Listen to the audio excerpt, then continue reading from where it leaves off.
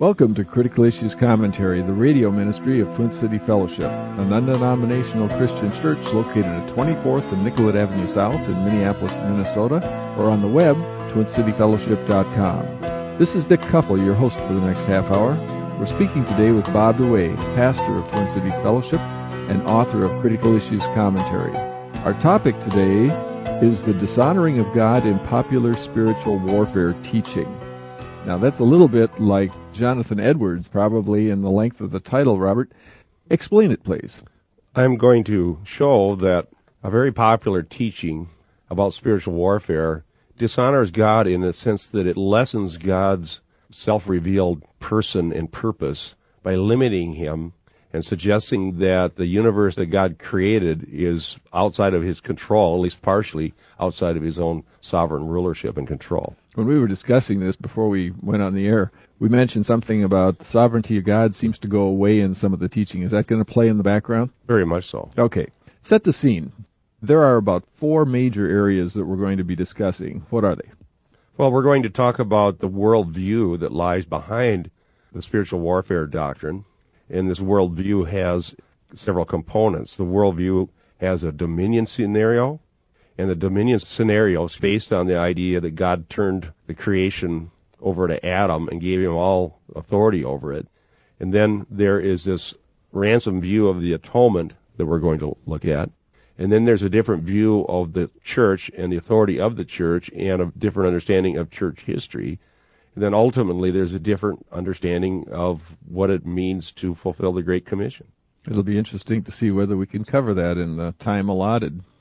Will we be limiting the discussion of the opponents to the dominion theology concept? Well, that's what underlies it, and we want to explain what that concept is. I think we better start with that now, and we'll probably come back to it again a little bit later on. What is dominion theology? Dominion theology is based on the idea that God actually turned his own creation and his own authority over it to someone else and has not yet regained it. Interesting. Turned it over. Does this mean a temporary thing or actually handed it over? Well, according to their teaching, when God gave Adam dominion over the creation, that was in fact giving Adam legal authority over the earth. And in their view of God giving Adam legal authority, he actually relinquishes it himself. Legal authority. It's interesting the word legal is going to come up several times as we go along. Yes. Why is that important? Well, because they believe that God is limited in what he can do by his own laws. And so if he created this situation and he puts himself under the legal scheme that he created, then he can not do anything about it. And so I think probably what we should do is explain this whole thing and just walk through an overview of it from Adam on, and then we can go back and deal with some of the details. There. Please do. Because otherwise I don't think our listeners will get a clear view of what we're talking about. Okay, according to dominion theology, and we'll quote some of the different people that promote it, when God created the world and he put Adam in charge of it, that meant that Adam had dominion over the world and that he was the ruler of the world. And when Adam sinned, they say he committed treason and he turned rightful dominion over the earth to Satan. That's a legal contract at this point. Yes, and so they believe that now, after Adam sinned, Satan is the god of this world. They have a verse for that Satan is in charge, legally and rightfully so. And there's some way in which Satan certainly gained ascendancy through man's sin. I don't dispute that. But there's a certain flaw in their thinking about authority that underlies this whole thing that creates all the problems. Well, I see God receding and Satan taking the forefront in that scenario. Well, it's based on a misunderstanding of what delegated authority is. Let's talk about delegated versus transferred. What do you mean? Okay, you used to work for a big corporation, right, Dick? Correct. So, and you had an important job in that corporation. But you were under authority.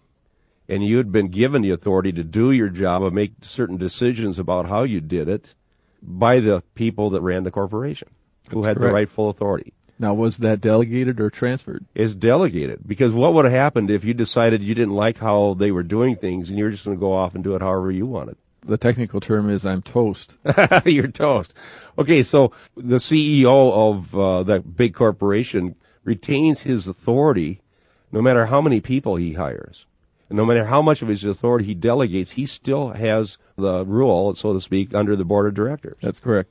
Well, according to the dominion scheme, when God gave Adam dominion over the earth, that meant God gave it up. And that Adam could give it to whomever he pleased, and that if Adam gave it away and committed treason, that God would have lost his authority.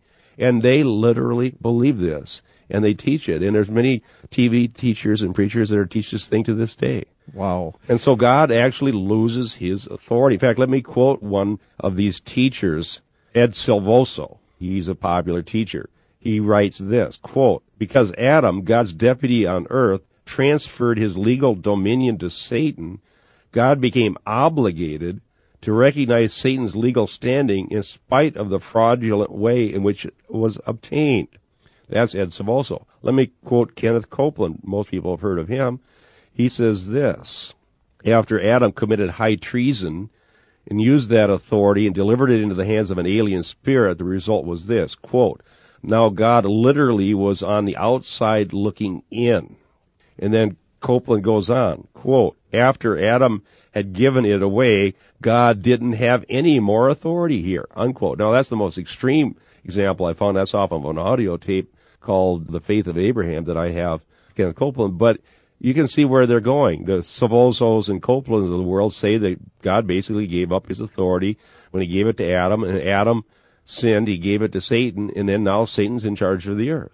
It's interesting, in the example you were giving of the corporation, I picture that as one kind of a picture, and everything's kind of blended, I think might be the term I would use. In this, I picture it almost as a scepter, where it's totally handed, and the person who owned it to start with doesn't have any control over it anymore. Yeah, it would be like a king abdicating his own throne. Let's say you had a monarchy, and some king decided, this isn't for me anymore, and took the throne and handed it to somebody else and said, I'm done. Okay, let's step back, though, and look at what did the Bible say, because dominion was given to Adam. Yes, but he was given dominion over the subhuman creation, the plants, the animals, in order to cultivate the earth and what have you. There was no fallen world to take dominion over. There were no other people to take dominion over. There were no governments to take dominion over. It wasn't about ruling over society and ruling over other people. It was about humans being the pinnacle of God's creation, being created in his image, having the responsibility and stewardship for the subhuman creation, everything else on planet Earth besides man. So they're making the error of making dominion over creation, meaning everything we see now as opposed to what was there then. Yes, including other human beings, including civil governments, including Satan and whatever may be there. And there's some fairly sophisticated people teaching that. I have a book, God at War, by Greg Boyd, who basically says that the pagan creation accounts were fairly accurate, and that the creation in Genesis 1 was just a recreation of a chaotic order that was left over from a previous rebellion, and that God gave Adam dominion over evil spirits and fallen beings and everything else, and that's what this is all about, and takes off into this whole spiritual warfare. So there's a broad-based bunch of teachings out there that aren't all exactly the same. You have the Word of Faith teachers who believe this. You have the Ed Silvosos, who claims to have the key to how to evangelize the world, and the apostles and prophets people that teach this. And you have an evangelical like Dr. Boyd, who footnotes his work and does very scholarly, but he has the same basic worldview as these other teachers. We have a primacy view of the sovereignty of God. Yeah, the God is always on the throne. He always has complete authority over his own creation to dispose of it as he sees fit. He has authority over Satan, always. Authority over the nations, always. Authority over all human beings, always. And God doesn't give up his own authority to anyone. And foreknowledge. Yeah, plus, you take away foreknowledge, and then God loses his edge because he doesn't know what's going to happen, which is another error we've talked about in another radio show. And what I'm saying is that the dishonoring of God in popular spiritual warfare teaching, that people are dishonoring their own Creator by suggesting that he lost his own authority over the earth, that he gave it up foolishly, not even knowing what's going to happen, according to some of them. And now we have our infinitely wise and powerful sovereign ruler of the universe, God, whom we love and serve, sitting on the sidelines watching his own creation go to chaos and helpless to